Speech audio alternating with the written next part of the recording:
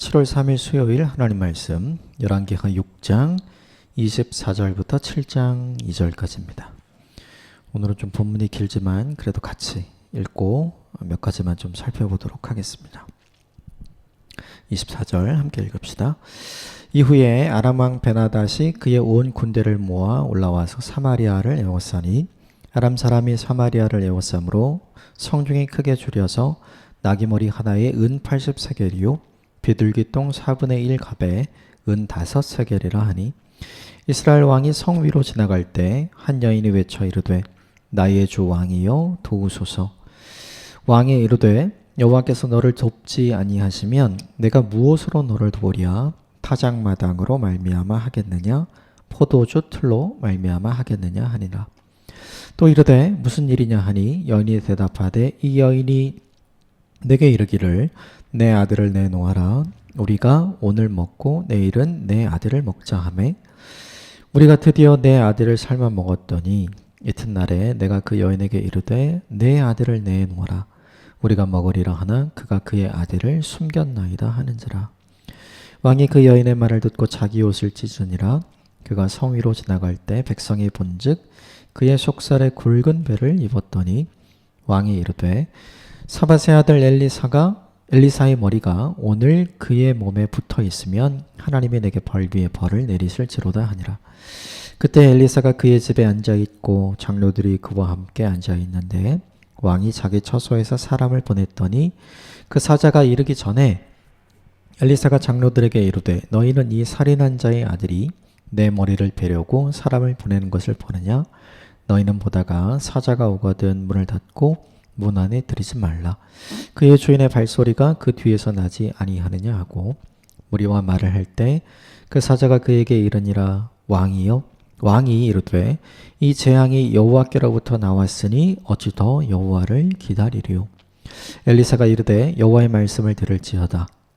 여호와께서 이르시되 내일 이맘때에 사마리아 성문에서 고운 밀가루 한 스아를 한 사겔로 매매하고 보리 2수아를 한 사겔로 매매하리라 하셨느니라. 그때 왕이 그의 손에 의지하는 자 곧 한 장관이 하나님의 사람에게 대답하여 이르되 여호와께서 하늘에 창을 내신들 어찌 이런 일이 있으리요 하더라. 엘리사가 이르되 내가 내 눈으로 보리라. 그러나 그것을 먹지는 못하리라 하니라. 아멘. 이것은 하나님의 말씀입니다.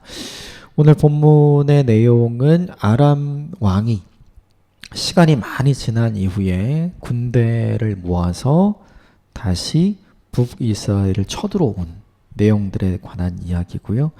그것 때문에 포위당해서 기근이 들어서 사마리아 성 안에서 어떤 어려움이 있었는가. 참 슬픈 얘기가 본문에 나와요. 이 슬픈 상황에서도 오늘 본문에 등장하는 이스라엘의 왕이었던 여호람은 어떻게 했는가. 이 내용이 우리의 가슴을 좀 답답하게 하는 내용입니다. 그래도 몇 가지만 좀 본문을 보면서 본문을 우리에게 좀 적용해 보도록 하겠습니다. 먼저 24절입니다. 24절 같이 읽읍시다. 시작. 이후에 아람 왕 베나닷이 그의 온 군대를 모아 올라와서 사마리아를 에워싸니 그 이후에라는 것에 뭔가 표시를 해주시면 좋을 것 같아요. 시간이 많이 지난 후에 라는 뜻이죠. 그러니까 어제 본문에 보면 하나님께서 엘리사를 통해서 아람과 아람의 군대가 은혜를 입도록 하셨죠. 그러니까 아람의 악을 악으로 갚은 게 아니라 아람의 악을 선대함으로 기회를 주신 하나님의 은혜에 대한 얘기가 어제 있었죠. 그래서 그것을 알고 어제 본문 마지막에 보면 아람이 다시는 북이스라엘에 들어가지 않았다. 이렇게 기록이 됐죠. 그런데 시간이 많이 지난 거예요. 시간이 많이 지난 다음에 이 아람 왕이 다시 자기들에게 있었던 은혜를 잊게 된 거죠. 그리고 군대를 모아서 다시 공격하고 사마리아를 에워쌌다는 거죠. 우린 여기서 두 가지를 생각해야 돼요. 첫 번째는 뭐냐 하면 시간이 지난 이후에 뭘 잊어요? 은혜를 잊은 거죠. 그러니까 아람 쪽의 입장에서 하나를 먼저 생각해 보자면 사람은 자기가 받은 은혜를 계속해서 망각하고 있는 거죠. 근데 이것은 잊으면 안 되는 거잖아요. 이것을 잊게 되었을 때 그때는 뭐냐면 예전에는 봐줬다면 지금은 봐주지 않게 되는 거잖아요.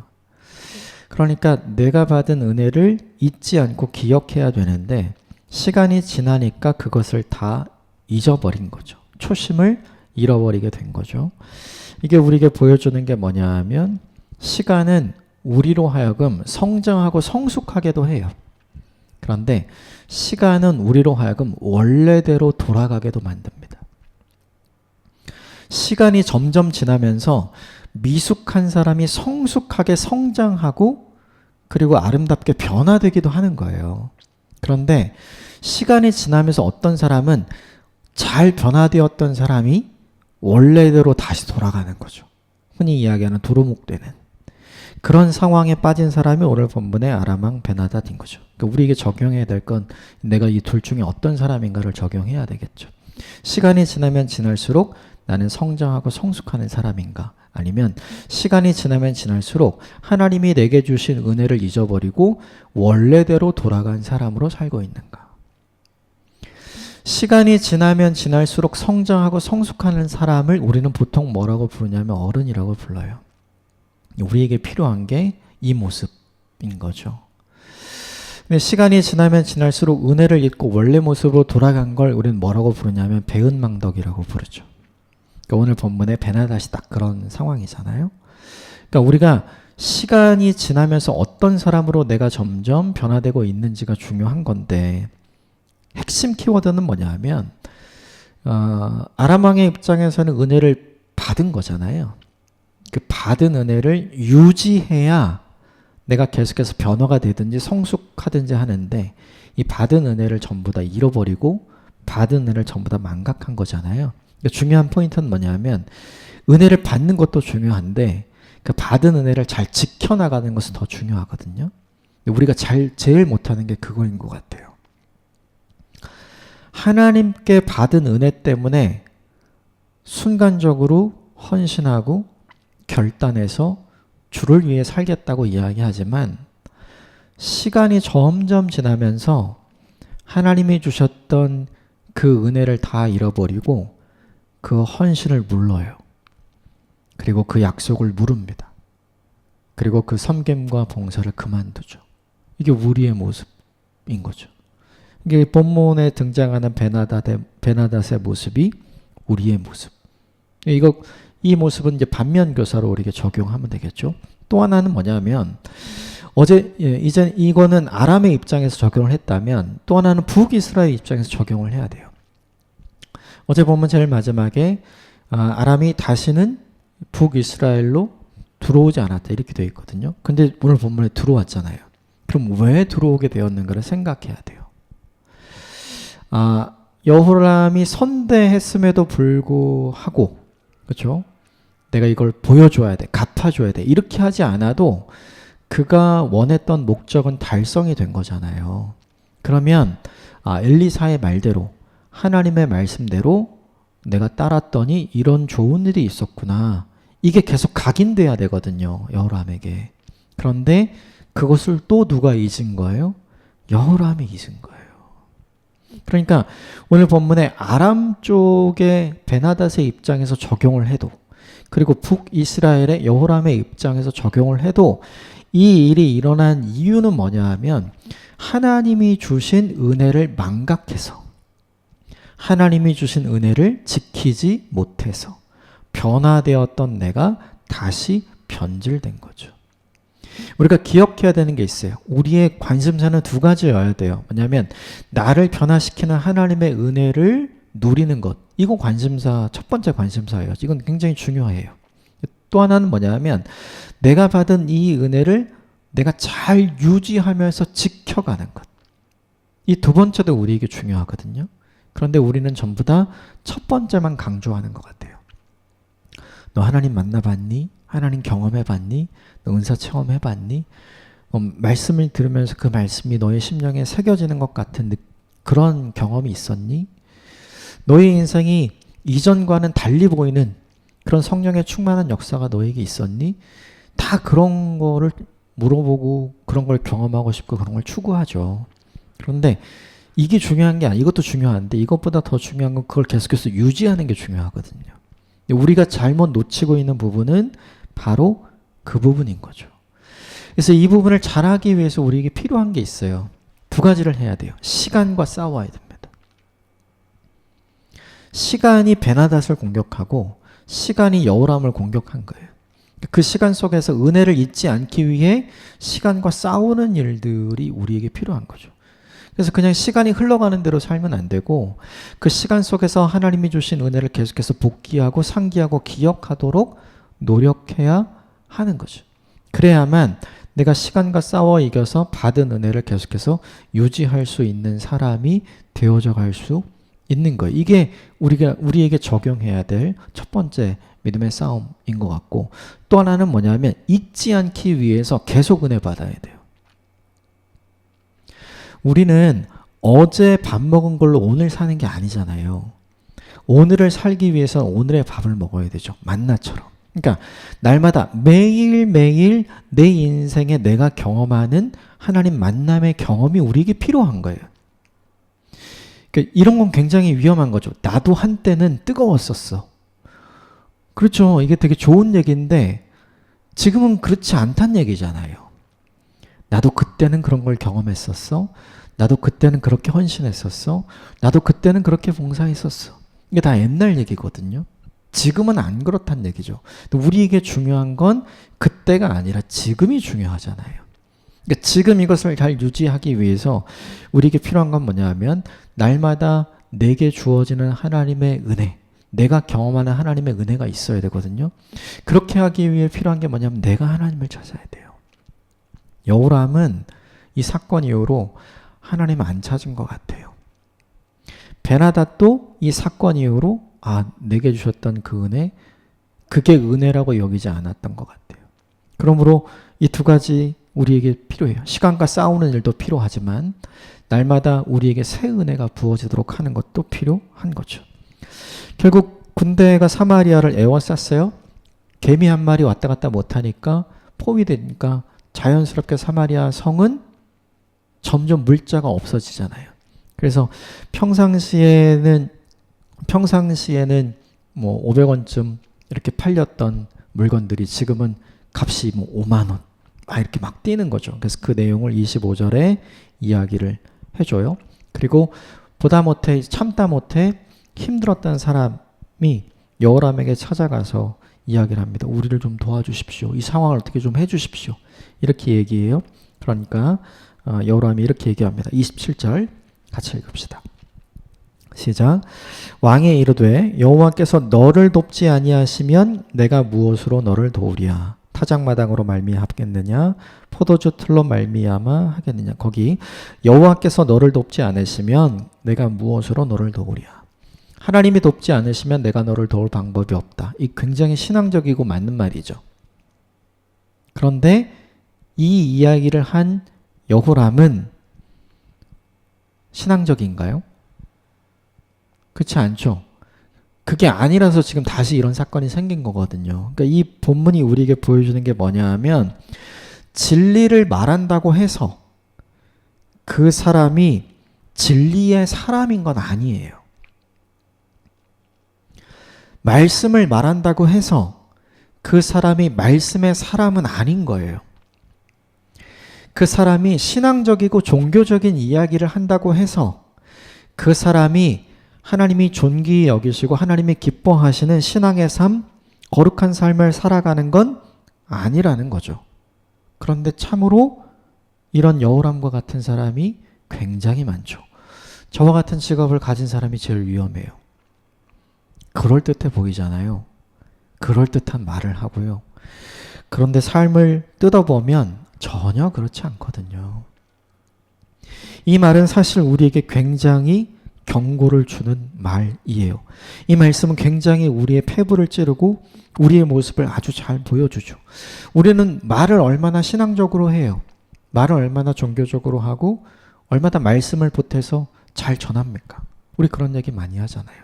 그런데 내가 실제로 내 삶으로 그런 이야기를 하고 있는가? 내가 말하는 바와 내 삶이 같은 방향으로 가고 있는가를 살펴보면 전혀 그렇지 않죠.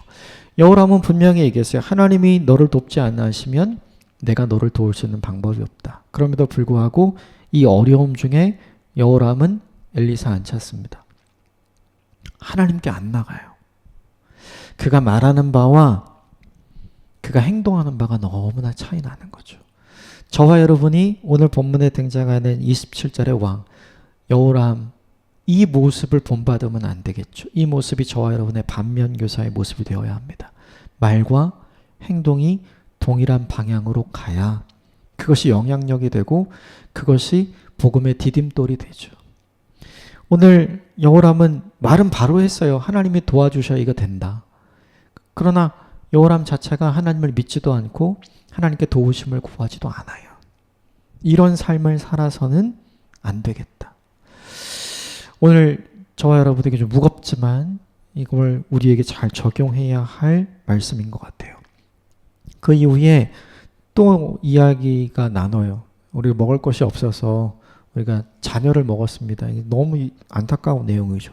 그 이야기를 해요. 오늘은 내 자식을 먹었으니 내일은 네 자식 먹어야 되겠다. 내놓으라 그러니까 숨기고 안 내놓는다. 저 사람 나쁘다. 지금 이 이야기를 하러 온 거죠. 이게 얼마나 참혹한 얘기예요. 이 이야기를 듣고 나서 여호람이 이렇게 합니다. 30절과 31절 같이 읽읍시다. 시작. 왕이 그 여인의 말을 듣고 자기 옷을 찢으니라. 그가 성 위로 지나갈 때 백성이 본즉 그의 속살에 굵은 배를 입었더라. 왕이 이르되 사밧의 아들 엘리사의 머리가 오늘 그의 몸에 붙어 있으면 하나님이 내게 벌 위에 벌을 내리실지로다. 너무 슬퍼서 옷을 찢은 거예요, 지금. 그리고 이렇게 얘기하는 거죠. 엘리사의 머리가 몸에 붙어 있으며 하나님이 나를 벌할 것이다. 엘리사를 죽여야 되겠다는 이야기죠. 지금 누구 탓하는 거예요? 엘리사를 탓하는 거예요. 왜 엘리사를 탓할까요? 여호람은 그렇게 얘기했잖아요. 지금 칩니까? 저 사람들 칩니까? 2번이나 물어봐요. 기회라고 생각했고 뭔가를 보여줄 수 있다고 생각했고 우리의 실력을 보여줘서 다시는 그런 짓을 하지 못하도록 할 수 있었기 때문에. 근데 그렇게 생각하는 여호람에게 엘리사가 뭐라고 얘기해요? 그렇게 하지 말아라. 치지 말아라. 먹을 것을 주어라. 그리고 안전하게 돌려 보내라. 그러니까 이 상황 속에서 여호람 뭘 생각하는 거예요? 그때 내 말대로 했었어야 되는데, 그때 돌려보내지 않고 다 죽였어야 되는데, 그때 본때를 보여줬어야 하는데 라는 생각을 하게 되는 거죠. 그러니까 여호람 자연스럽게 이 모든 것이 다 엘리사 너 때문이야. 지금 이거 하는 거예요. 근데 우리가 아까 살펴본 것처럼 왜 다시 이런 일이 생겼어요? 여호람이 잊었거든요. 하나님의 은혜를. 이것은 엘리사의 탓이 아니에요. 엘리사의 탓이 아니라 하나님의 은혜를 잊어서 다시 이스라엘 백성을 외부의 다른 민족을 들어서 징계하시는 하나님의 모습이 성경에 많이 나오잖아요. 그 방식을 하나님이 다시 선택한 거거든요. 이것은 엘리사 때문이 아니라 사실은 여호람 자신 때문이에요. 그러면 이 순간에 여호람이 해야 되는 일은 뭐냐 하면 화가 나서 옷을 찢을 게 아니라 회개하는 마음으로 옷을 찢었어야 돼요. 그런데 여호람은 어떻게 하냐면 회개의 의미로 옷을 찢는 것이 아니라 분노의 의미로 옷을 찢고, 그리고 지금 회개하고 자복하면서 나아가는 게 아니라 이 모든 일이 엘리사 때문이라고 엘리사 탓을 하면서 엘리사를 잡아 죽이려고 하는 거죠. 이게 하나님의 은혜를 입고도 사람이 이렇게 바뀌지 않는구나. 이걸 우리에게 너무나 잘 보여주죠. 하나님의 은혜를 입고도 인생의 답을 어떻게 찾아야 되는지를 잘 몰라요. 어려울 때 하나님 찾아야 돼. 이거 답이잖아요. 근데 그거 안 하고 있죠. 아무리 어려워도 하나님께 나아가면 하나님이 도와주셔. 그거 답이잖아요. 그런데 절대로 그렇게 하지 않고 이거 다 당신 탓이다. 엘리야 당신 탓이다. 이렇게 얘기하는 거예요.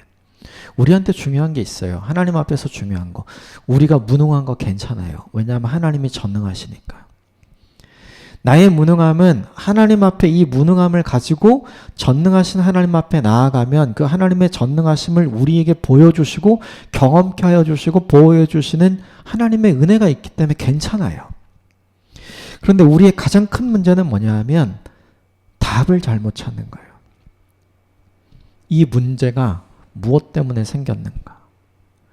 스스로 책임지려고 하지 않는 거예요. 지금 책임 전가하잖아요. 자기 때문인데 엘리사 탓하죠. 하나님께 나아가서 답을 찾아야 되는데 지금 이 사람은 엘리사에게서 답을 찾고 있어요. 이게 가장 큰 문제죠.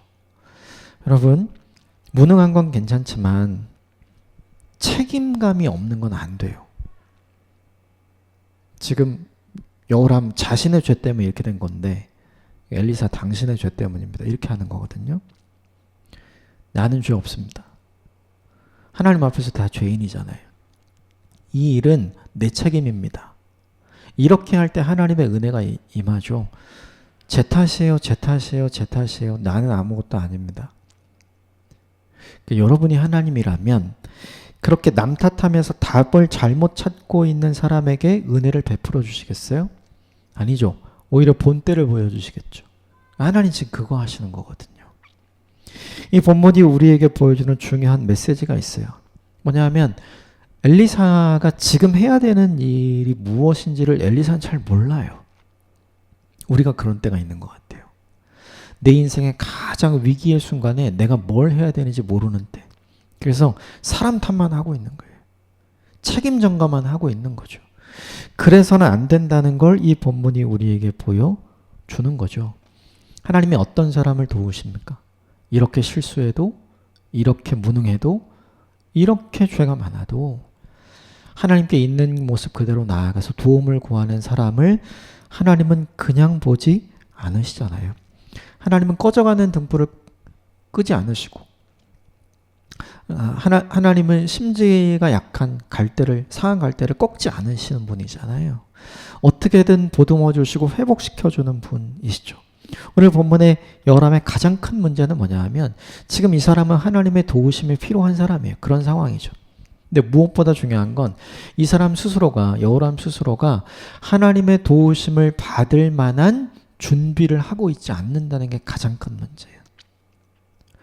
하나님의 도움이 필요한데 하나님의 도움을 줄 수 없는 사람이 되어져 가는 거죠. 우리가 그렇게 우리 스스로의 인생을 만들어 가고 있지는 않은가. 너무나 고민하면서 생각해보고 적용해 봐야 할 문제인 거죠. 그래서 이 사람이 한 일이 뭐냐면 엘리사를 잡기 위해 군대를 보냅니다. 이게 말도 안 되는 일이죠. 지금 이 일을 32절과 33절에 해요. 근데 엘리사가 그 이야기를 듣고 함께 있는 사람들에게 미리 알려줍니다. 마지막 방어를 해라. 그래서 33절에 보면 함께 대화하는 내용이 등장을 하는데요. 33절과 1절 이 두 절만 같이 마지막으로 읽어봅시다. 시작. 무리와 말을 할 때 그의 사자가 그에게 이르니라. 왕이 이르러 이 재앙이 여호와께로부터 나왔으니 어찌 더 여호와를 기다리리요? 엘리사가 이르되 여호와의 말씀을 들을지어다. 여호와께서 이르시되 내일 이맘때에 사마리아 성문에서 고운 밀가루 한 스아를 한 세겔로 매매하고 보리 두 수아를 한 세겔로 매매하리라 하셨느니라. 군대를 먼저 보내고 그리고 군대가 엘리사를 잡으면 직접 처단하기 위해서 지금 여호람이 엘리사를 찾아오게 된 거죠. 그런데 군대가 엘리사를 잡지 못했어요. 그러니까 큰 소리로 대화하는 거예요. 지금 이 모든 재앙이 하나님께로부터 나왔으니 내가 어찌 하나님을 기다리겠느냐, 하나님을 바라고 하나님을 믿겠느냐. 지금 이 이야기죠. 우리가 이렇게 말하고 있지 않은가 생각해 봐야 돼요. 하나님은 재앙을 주시는 분이 아니잖아요. 왜 하나님이 아람을 통해서 이스라엘을 징계하시나요? 사사기를 보면 이스라엘이 문제를 일으키고 죄악에 빠졌을 때마다 주변의 타민족을 이용해서 하나님이 이스라엘을 징계하죠. 왜 징계하죠? 다시 하나님께로 돌아오게 하기 위해서. 그래서 사사기에 계속해서 반복되잖아요. 하나님 그렇게 징계했다가 이들이 회개하고 하나님께 도우심을 구하면 하나님이 은혜를 베풀어 주시는 것으로. 그러니까 지금 이 상황은 사실은 하나님의 은혜를 다시 경험할 수 있는 은혜이고 여호람이 자신의 신앙을 돌아보고 회개할 수 있는 기회인 거거든요. 그런데 여호람에겐 이것을 볼 수 있는 눈이 없는 거죠. 전혀 이 상황을 해석하고 볼 수 있는 눈이 없는 거예요. 그런데 하나님은 너무 이상해요. 이런 여호람 없애버리면 얼마나 좋아요. 근데 1절을 보면 하나님께서 말씀해 주시죠. 내일 이맘때쯤 모든 것이 회복될 겁니다. 여러분, 하나님의 은혜는 우리가 생각하는 은혜를 받을 만한 사람에게만 주어지는 게 아니에요. 지금 여호람은 이 본문을 읽고 있는 우리가 생각할 때 은혜 받을 만한 사람이 아니잖아요. 그런데 하나님의 은혜는 은혜 받을 만한 사람이 아님에도 불구하고 은혜가 부어지는 거죠. 하나님의 은혜는 설명할 수가 없어요. 하나님의 사랑의 넓이와 깊이는 우리가 측량할 수 없는 거죠. 그래서 하나님은 너무 근사하신 분이에요. 이 본문을 보면서 하나님 너무하다. 여러분 이렇게 생각이 들고 이 본문이 그렇게 보이면 우리의 생각이 이상한 거고요. 우리의 눈이 눈깔인 거예요. 이 본문은 그런 내용이 아니에요. 이럼에도 불구하고 하나님이 은혜를 주시잖아요. 이럼에도 불구하고 하나님의 기회를 주시고 이럼에도 불구하고 하나님의 회복을 약속하시잖아요. 우리가 그런 사랑을 받고 있는 거예요. 우리가 그런 은혜를 받고 있는 거고 우리가 하나님의 그런 섬김 안에 있는 거죠. 그래서 이 하나님의 본심, 이 하나님의 진심을 이해하고 하나님을 더 사랑하는 저와 여러분이 되기를 주님의 이름으로 축복합니다. 생각해보면 저와 여러분 모두가 받을 만한 은혜가 없는 존재 아닌가요? 그럼에도 불구하고 하나님이 우리에게 그 한량없는 은혜를 부어주셨잖아요. 오늘 하루를 살아가면서 저는 그 은혜에 감동하고 그 은혜에 깊이 감사하는 하루를 보냈으면 좋겠습니다. 나 같은 사람에게, 우리와 같은 사람에게 주신 그 은혜가 얼마나 큰가? 우리에게 주신 그 회복이 얼마나 큰가? 이것을 고백하고 이것을 주님 앞에 감사함으로 아뢰어드리고 기쁨으로 그 감동을 누리는 오늘 하루가 되시기를 주님으로 축복합니다. 함께 기도하겠습니다.